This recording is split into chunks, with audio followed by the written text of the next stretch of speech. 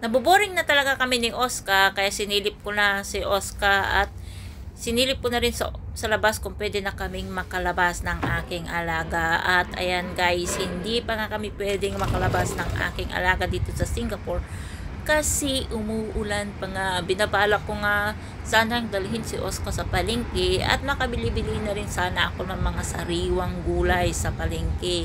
Pero hindi guys, hindi ko pwedeng ilabas si Oscar ng ganitong panahon. Kaya dito muna kami sa bahay. Ang ginawa ko na lang is kinuha ko lahat ng maduming damit at akin nangang lalabhan. Kahit umuulan guys, maglalaba ako para isampay ko na lang dito sa loob at tamang-tama bukas, baka siguro bukas is araw na. Dumiretso na rin ako dito sa kusina at kinuha ko na nga ang itlog ni Oscar para mabuksan at maipakain ko sa kanya. Tanghali na to guys, 10:30 na, kaya nag-iisip na ako kung ano nga ang aking kakainin ngayong oras kasi magtatanghali na.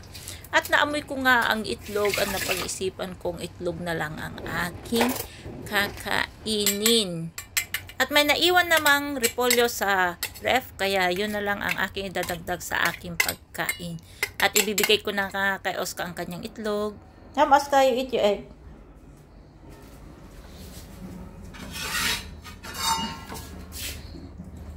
Ngayon ang kakainin ko is dalawang itlog, gulay na nilagang repolyo, tapos kamatis na may sili.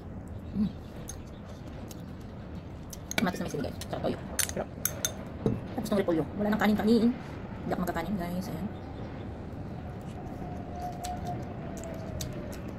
Diet tayo ngayon guys.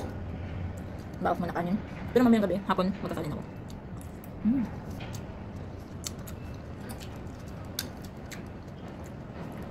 Pagkatapos kong kumain. At dito na ako magpapaalam guys kasi inuubon